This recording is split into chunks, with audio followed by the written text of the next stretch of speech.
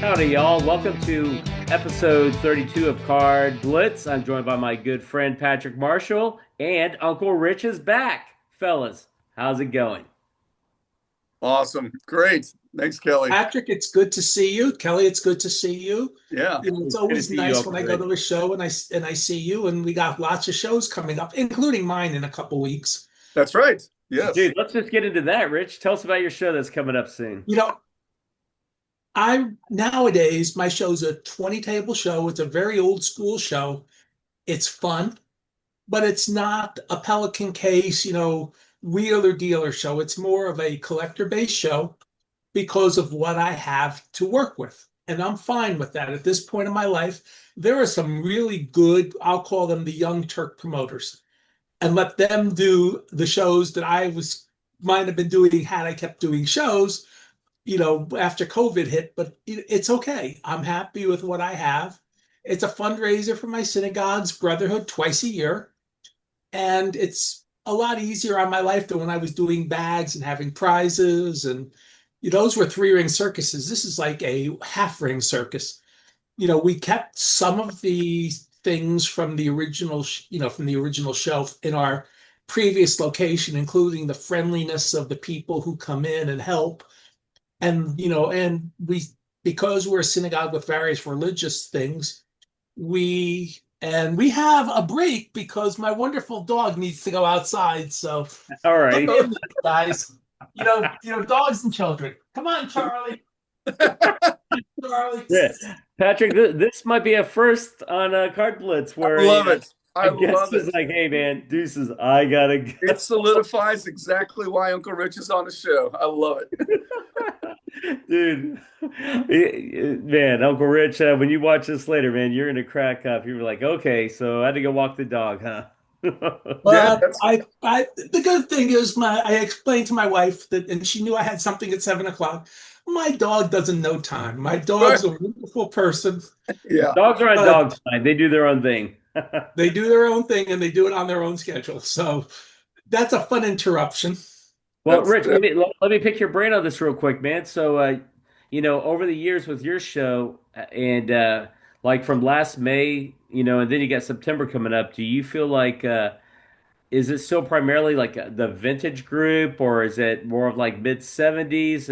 Is it ultra modern? Is it Pokemon? I What don't are you guys I doing? usually have maybe one or two people that'll do Pokemon or TCG, okay. but that's not really the focus. I toyed with doing a Pokemon type show at our location in July. We were going to make almost as much money from the donations we get and then selling the cards to local dealers cheaply. And I said, why should I go through all this hassle? Make almost as much money with a lot less work for everybody else. That's fine. And, I send out a weekly email, sabergeek at AOL.com, and I got an email on Saturday from somebody I didn't, who knew me, actually called me Uncle Rich. So he obviously knows me from somewhere. And he wasn't on my mailing list. And he said, yeah, my kids told me there's a 150 table show, Pokemon show in Arlington this weekend. And, unfortunately, by then it's a little late to send out anything. But Yeah. Well, hopefully that there's promotes enough, with you in the future and gives you the heads up, right? right? And he now knows that too. Yes, sir. When I sign up for as many mailing lists as I can all around the country just to stay informed on what's going on. I want to know where the shows are. We all know about the national. When I say we all know, most Yeah. people find out about the national in Chicago, where it'll be for the next 2 years. Yeah. A lot of us don't go because it's not, financially feasible for a Or lot of us. schedules and work and dude, Right. there's a lot out there. Yeah. But, locally, you can usually make it work. And as I said, I've noticed there's, I know, for example, not this week, but the following week in the Frisco Card Show does Saturdays and so does NTX. They do Saturdays as a sports card and Sundays as a Pokemon or TCG day. And Hmm. I think that's an interesting way to break it up. And they're not the only ones in the country that do that too. And then if you use the same venue, you do a trade night, the Saturday night. But for me, we just run a simple card. So and I realized this at the last show, for a couple of things. We do have these old circular banquet tables we used to use in our old building. And I realized, why not just put them out? So, we do sell, as I was saying before, my wonderful dog came in, for various reasons, we do sell hot dogs, chips, sodas for $1 each for each item at our show. And, they're very good. They are the kosher hot dogs, Hebrew National, so they're very good. Yeah. And but I realized I never put out tables before. And we did at the last show because I thought I had been oversold. And I said, wait a second, we'll just do this every show. It'll be a mix of people can sit and eat. If people wanted, two kids traded cards. They didn't find any Pokemon dealers at the show when they came, but they each had Pokemons with them. So they actually did like a $500 deal between the two of them, like trading all sorts of stuff back and forth. It's a sense of That's So community. Yeah, a sense of community. I like that. yeah, it'll be a mix of, hey, grab a seat, or the parents drop off their kids. You can sit down here and do what you want. And we got chairs for you. We'll put out chairs. And if you need to get a chair, we'll get you a chair. Are If you, you are don't you have gonna have organized time, Rich, as far as like the trade goes? Like, hey, is it like no, no, 2 to because I mean 4 it'll Monday, I 1 to want it 3, I or want it to be uh natural and just organic. flowing If people organic? start trading, it's great. I mean, the show ends at 4 o'clock, and anybody who's in the show leaves at 4 o'clock, including that area. We're done at 4 o'clock on Sunday. I mean, also because if you think about what we are in today's world, we want to make sure we protect everybody as much as possible. So I can't have longer, we stay with our schedule. All righty. You had mentioned the national. You said like people have schedules and they're busy. How many nationals have you been to, Rich, over I'm your somewhere, I collecting lost career? track. I lost track at one point, but I'm somewhere in the mid 30s. Okay. And Dr. Wow. Beckett's got everyone, right? Dr. Beckett's been to everyone. He's one of probably 5 or 10 people who've been to every national. Wow. That's impressive. Well, yeah, I mean, that's 45 years now. So I mean, you can't be young. You have to have a certain age where either you were going with a parent if you were a young kid, or you were, Right. You've had you know, longevity. or you have longevity. So I mean, 45 years in a row. And like, for example, we did a panel. Dr. Beckett and I did a panel. We have our mutual friend is head of the local Society of American Baseball Research SABR uh, committee here in Dallas, and the national convention was in DFW by the airport. And we did a panel, and one of the people I chatted with, and I saw just about everybody I wanted to see because it'd been a while since I'd been to one of those conventions. They've had 50 conventions. He's been to all 50. This is back in June, right? You did this? This was Yeah. the end of June. Yeah. Yeah, and Yeah. it was fun. I mean, Jim posted. I posted the whole thing on my newsletter. Jim posted some of the highlights on his podcasts. We had a blast doing it. I mean, and really good questions from the audience too. Yeah. Well, That's hey, Rich, I don't want to hog up all the questions. So, Patrick, ask Uncle Rich a question, man. If you got no, some no. on. I thought was unique about when you go back to that panel, Rich, is like I read a quote online that said, Dr. James Beckett said, it's unfortunate when people in this world do not collect anything. And that really kind of struck a chord with me, because I'm like, I've always collected something in my life, whether it be Matchbox cars as a kid, Legos, baseball cards, football cards. But he mentioned a comment on there, and I want you to expand on that a little bit. I mean, I think it's very unique on how he mentioned that it's unfortunate when people don't collect anything, because collecting brings something out special, like in your life, and it changes the way you live, I think. Well, Do you? there's a couple of very positive things about collect. One, it keeps your brain active as you get older Yeah. because you're always looking. In fact, on one of the news groups I read, Net 54, and I've not yet responded, there is a question: when will you stop collecting? To be honest, I'll stop collecting the day they put me in the ground. Yep. But the other thing about collecting is collecting becomes a community. I love going to shows. I like running now my little small shows because it's a community of people at the shows. I like when my friends have events at their stores. Some are better than others, but I like when there are events at their stores because then you meet new people and you see their passion too. Collecting can be an individual pursuit. Looking through a value box is to a large extent an individual pursuit, but being out there with people is a group pursuit. So you can be an individual in a group and be perfectly fine. But I think that the advantages are it keeps your mind sharp and it lets you become a part of a community. Yeah, I completely agree with that. Yeah, that's well said. I mean, it started with me with stamps, I think a long time ago, and then stamps came on to learning about geography. And then all of a sudden I realized I'm a math guy. I love sports. I like numbers. And then just memorizing the back of cards and just, I mean, I know things about, Ozzie Smith, at Walla Walla. I'm like, well, why do I know that? It's because I read his rookie card and I loved it. So you never forget these things that are ingrained in your mind. So I would agree with you. Right. Keeps your mind sharp. I like you. I did stamps and coins before into baseball cards, and I realized baseball cards was my lane, and it's been my lane, and it's the right lane for me.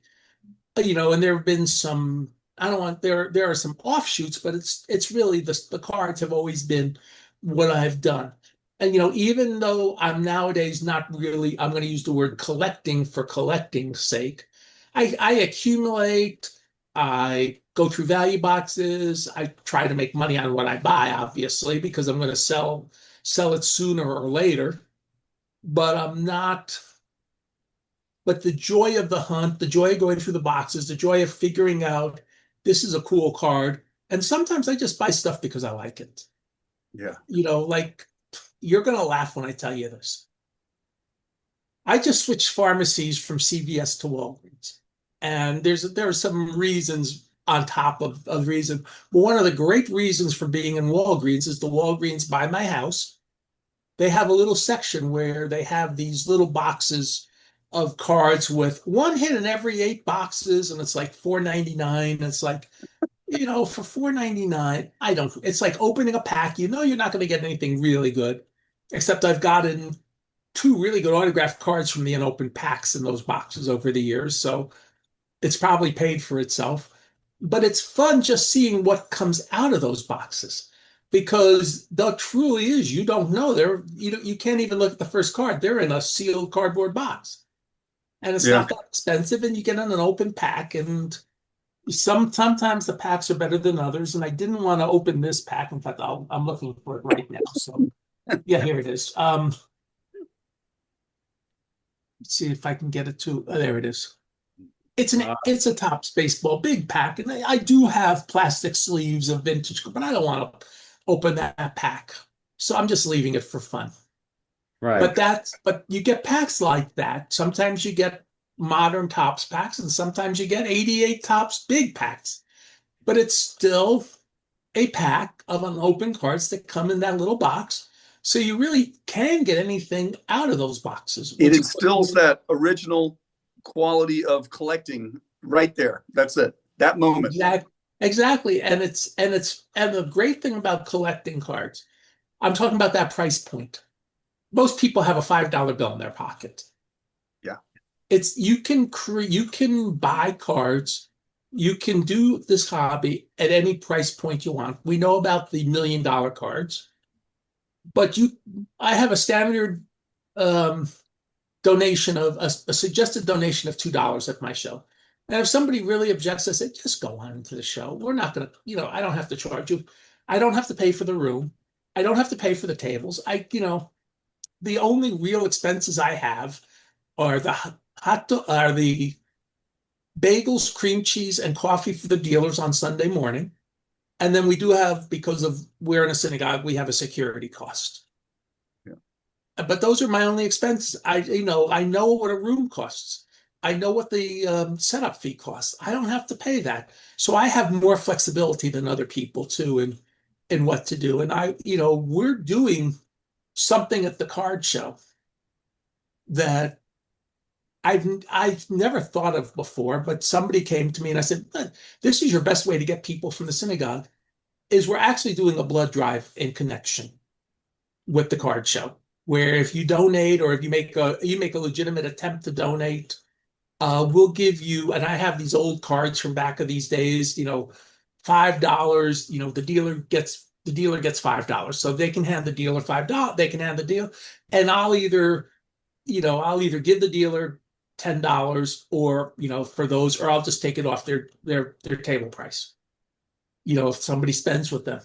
Or and that also gives people like an automatic discount for, hey, if I donate blood and I see a $30 card. Now, not only is Carter Blood Care giving you stuff, we're giving you stuff. Hmm. Yeah. So it's like a double win. Yeah. And if it doesn't work, that's fine. We tried. But it's like, hey, this is community service. I'm doing this in the best possible place in a way that I think will work. And if it doesn't work, I don't have to do it again. Yeah. Well, Rich, let me ask you this: when you're going through your value boxes and stuff, um, do you like how often do you find like food issued cards when you're going through them? Do they still do those modern food Yeah, issued they cards actually there like are a few. 50s, 60s? Yeah, I mean, I don't find the real. I found an occasional hostess card, the hostess from the 70s, but there are still modern cards occasionally being done with food. Not as many as in the 80s and 90s, and not as many, but there are occasionally these one-off items being done, and it's kind of fun to see them. I saw, for example, and sometimes you see things, you just say, this looks interesting. And, at that price, you really can't lose out of the value box. Yeah. You want to win. But, the thing when we go through value boxes, we say is you can't guarantee win, even if you know all the comps. You can't guarantee winning when you buy something. But I guarantee I can't lose with what I do from the value boxes. Right. So That's part of it's entertainment, part of it's the challenge, part of it's like you said, you might find just cool cards you like and you want to keep. And then there are cards you're like, hey, I know that these can move on to some other collectors. But getting back to like the food issue stuff, so t school me, teach me, educate me on like a little bit of history of this. Like, when did they Well, start? How did they if you rise think in about it, prominence? food issue cards go back almost to the beginning of cards themselves.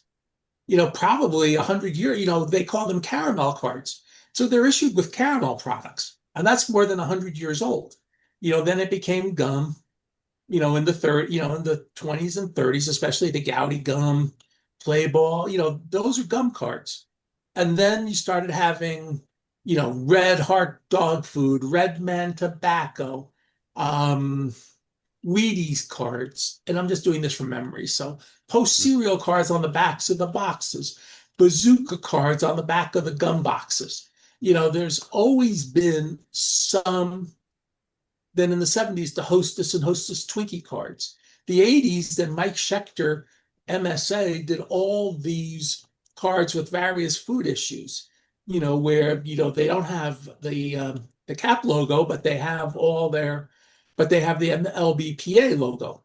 So, I mean, there's been tons of food issues over the years. Sometimes it's regional.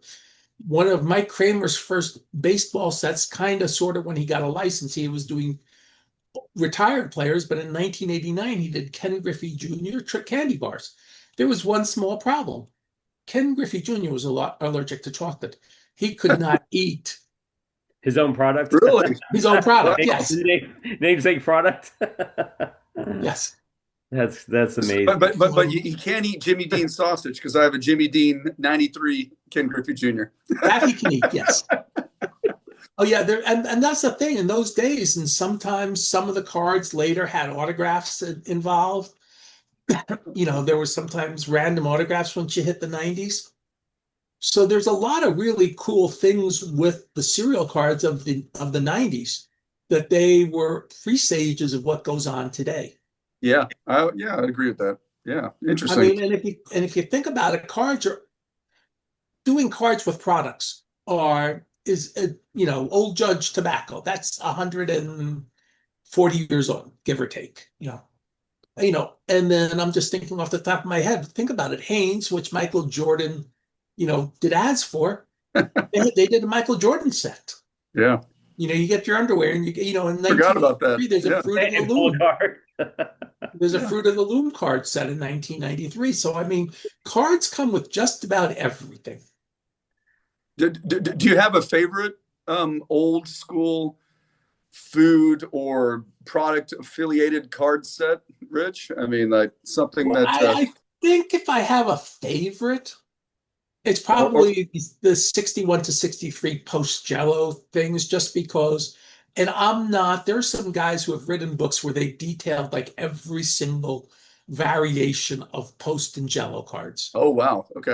And there are some really, really tough to tell. I prefer to stay with, if you're going to talk about variations, the more obvious ones, like 62 post has Joe Adcock or Joe Adat. Oh, They missed the first C in Adcock. Mhm. Things like that. And there's like Jim Gentile with two different hometowns, and there are some other things. And knowing the difference of 63 post and 63 Jello is kind of cool. And 61 post tags you could mail away for most of the set, but some of the set you could only get from the boxes. I think 20 or 30 cards. So those are kind of, and I at one point, due to a interesting set of circumstances, I ended up with the Buck, what most 90% of what Buck Barker had, the legendary collector of post serial cards. Because one of my hobby mentor, Tom Reed, was did a lot with, I don't know if they were technically partners, but they did a lot together with Alan Rosen. And Alan gave Tom all this stuff. And Tom calls me up one day and says, "You got to come get this stuff." And I didn't have enough money. He says, "Just pay me." When it paid me, it paid him X, and then I paid him X, and then I paid him Y. But oh that wow. load was so good that it actually catapulted me from being a good dealer to a national quality dealer. And Mm. it was a lot of stuff from the Buck Barker world. And one of the few things I ever regret not keeping was I had a couple cards that had the Buck Barker signature on the back. And my one collection left is hobby related, like cards and signed cards. And Okay. so That's what that's kind of drives you and keeps you going then. right. And so I still have one collection. And that's my collection, like, the hobby related cards of the world. Hmm. And every once in a while I find a new one, or if I see somebody have one, I go, "Okay, I need you. I need that." And usually they're nice and they send me one. Sometimes I have to send them one of mine in return. Do you Right. feel like in the world of YouTube with content creators coming up with their own cards, is that something that you try to add to your collection? I already did, but the last time I went to the National in 2023, one of our local DFW people, Mike from Baseball Collector, he made a card of himself looking like a 73, and that was the first card I picked up at the show. So he gave it to me at the airport. He gave me a signed copy at the airport. Wow. Oh, Mike, So that's yeah, cool, yes, if man. I Mike see you have a Monahan. card, I still have it. The only card in 2023 I paid more than 50 cents for was Darren Ravel was selling some card of his for his whatever charity he was doing. And it's like, okay, this one I'll pay more than 50 cents for. Darren, I know you. I'll give you the $10 for your charity. Okay, good. Yeah. I said you have to sign it. He goes, fine. But those, Win-win. it's win-win-win. Yes. So that is my last collection, so to speak. And somebody found one of my friends sent me a photo of the Kit Young, he had his shirt cut off and a piece of the jersey. And I go, and he sent it to me and said, "Yeah, I've got I think two of those one." Here, take this. Yeah, and yeah, Take, take. yes, and it's like, "Oh, you have that?" I said, "Yeah, I have that one." Yeah, that's great. So, hey, Rich, I wanted to mention something. So, talking about collectibles and things we collected over time, I had to move into a new storage locker last night, and I pulled this out from '86. I have a whole bunch of original Beckett price guides, which is awesome, and it just brought a lot of things home, and I'm like, wow, I started opening up, looking through it. I mean, the papers are, yellowing a little bit, Yeah. It's just good Yeah. classic. Take a look at the table of contents. Yep. Okay. See if I have a trivia article in there. I will look. Let's see. Richard West, Joe Posnanski, Rich By the Schwartz. way, you notice Joe Posnanski, he's like the Yeah. best baseball writer in the country. He's like 18 years old at that time. No, it doesn't. Not. I don't see. Is there a Oh, trivia corner or Rich. something? Let Because me I look. know Oh, I there's. was writing trivia at that point, or was it 87? I may not have started then. I'm trying to remember. 80, no, 86. I have to think about this in terms of the NCAAs. No, Yeah. it was Okay. 80, Let me 87. see. By 87, I was definitely doing it. So maybe not in 86. Joe Posnanski was a staff writer back in this day, so Yeah. officially on here. And yeah, Dr. James Beckett, author and editor, director of marketing, Claire Beckett, subscription manager, Ann Lowe, artist, Jerry Hirsch, illustrator, production assistants. Nope. But Am I listed at all on the masthead? I'm just curious. I'm trying to figure out, I'm trying to remember when I was listed. I don't see it in here yet. Maybe I got So it'll be a few months. Okay, so Uncle Rich. that's a Whoa. little before I began writing for them. But I've got a Okay. whole box of it. So next time we get together, I'll bring it out for you. That's okay. I was just curious because I forgot exactly when I began. But I love this. Remember the hot list back in the day? Yes. Dwight Gooden, number one. Yeah. Just great. Here's something else to remember Yeah. is the hot and cold lists were actually tabulated. I did that for the football magazine my first couple years there, Yeah. basically by hand. I mean, Wow. when I say basically by hand, is I could put it on the computer, but it was basically by hand. You had to go through and count, Yeah. who's hot, who's Yeah. cold. You actually counted. Exactly. That's pretty. It's super cool. I mean, the timing was perfect having you on. I was like, this is great. I gotta show this because this is just really fun, and I can't believe I found this. So Oh, this is. those magazines were very well done at the time. Was Pepper there by then, or was Pepper not there yet? I don't think Pepper was there yet because this is 86. So I don't know. Check the masthead and tell me whether Pepper was there yet. Because Claire is the first employee, other than Jim. I was gonna ask you, Rich. So, like, did you and Jim cross paths? You and Dr. Peckett, like prior to '86, Yes. were you Well, aware of each other in the early '80s? yes. I've been sending surveys in almost since the 80. And he thought he had met me in New York in 78 or 79. I tell him that the first time I know I met him officially, super officially, was 84 Parsippany playing softball at the National. And he was, get this, the catcher for both teams. Put in And the if work. you think about it, it makes a lot of sense because it was a nice way to meet people.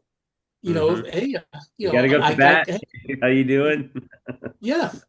Mm-hmm. So, it was a very smart way to meet people. And he had not at the 84 National, and we've talked about this on his podcast, and he knows these details, and obviously I don't. Right. But that was when he made the final decision in his mind to go for it to do Beckett Monthly. Oh wow. He talked to people he talked to several people at the 84 National. He talked to B.A. Murray, who worked for Beckett for a while, and Paul Marchant, who were doing a great publication called Card Values Review, which was really an old school vintage style, but they were covering new cards too. And then he also talked to my dear friends Frank and Vivian Barney from Baseball Hobby News, who were trying to figure out a way for him to do the monthly survey for their newspaper. And they didn't work it out, and Jim realized he had to go solo. But we talked about that on a recent podcast again. And it's not an easy decision to decide that I'm going for it. Yeah. Wow. If you have a good An job and you want to entrepreneur do it, if you want to be a dealer on the side, Jim was doing very well. He was an expert witness. His partner in first base at the time, Gervis Ford, was a good computer guy. So they both had good incomes and they could do the store on the side. And then Wayne Grove came in from Arizona and became, took over one of the stores. Um, and then Jim divested himself as it went from face when he began the monthly magazine. Yeah, it's One of pretty the neat. things, but think about it. He had that backup. Not everybody had the backup. He also talks about he sold some of his collection to make sure that, he kept some type cards from all those sets, but he's basically sold his collection. He sold a bunch of his collection. So there would be, you know, money as a Right? backup. Yeah, the funding was there. Funding was there. He had the funding. He didn't have to go seek funding from anybody. He could do his own funding. And while Beckett Monthly was never in any danger, it took a couple years before the circulation started to improve. It really started picking up. The first 20 issues are fairly difficult to get of the old Beckett magazine. It did. And when was the first issue of that? The first issue is like November of 1984, and it's 84. got Okay. little photos of Dale Murphy and Roberto Clemente on the cover. Okay. It's blue. Interesting. It's a light blue cover. I remember that. Right, because it was reprinted later, but that's the first issue. That's And really, yeah, that's really neat. I like that. Yeah. and there's X amount left, and they're not that the first 20 issues are not that easy to find. Then it gets a little easier. And then of course, by the time we all got there were some issues in the early 90s with 1 million copies printed. So Right. you'll Yeah. get plenty of. Well, Rich, Yeah. I've still got some boxes to go through. So I'll let you know if I find something. We'll well, I see. mentioned, guys, as we're kind of wrapping up and winding down, Rich, certainly want to wish you the best with your upcoming card show. It's a Labor Day weekend, correct? Labor Day, it's Sunday and Monday because we are a synagogue, so we don't do Saturday. We do Sunday and Monday of Labor Day weekend. Adat Haverim, 6300 Custer Road, number 9, Plano, Texas, 75023. 10 to 4 Sunday, 11 to 3 Monday. It's a $2 suggested donation. And then, as I said, we do have hot dogs, chips, and sodas for $1 each at the show. I have a couple vendor tables left, and it's fine. Whatever sells, sells. And I like the vendors I have. And so, I kind of curate who comes and does the show. And I'm happy with that. I'm happy with what we have. I'm happy with the people who do the show, and I'm happy with the customers that walk in. The last show we had more people than we ever had before. I hope to keep that trend going. And Right. I work at it. But I want to thank you both for having me. It's always fun to talk just Yeah. about the hobby, a Yeah. little card show promotion too. And, I like doing this. And who's coming to visit for round two? And I think this is a good time to Oh, say, here he is. here Or she is. she. Even though her name is Charlie, she's a she. Okay. Charlie She. the Okay. Fat. All right. In the 1970s, Shelley Hack before she ended up as the worst of the Charlie's Angels for one season. I always thought that Charlie's Angels blew it by the next year. They had Tanya Roberts, who became the third angel their final year, and they sent them to Hollywood, so at least they could all be in good bathing suits. But that's the sexist me talking as a 20-year-old kid. But I honestly thought that if they had put Tanya Roberts in the third year, that would have been better, than Shelley Hack. Let me get Charlie out the door. Well, Thank this you all for sounds, having me, yeah. and we will Yes. and we'll see you in a couple weeks. All right, Yep. Rich, take care, man. We'll do it Sounds again good. Okay. soon. Thank you.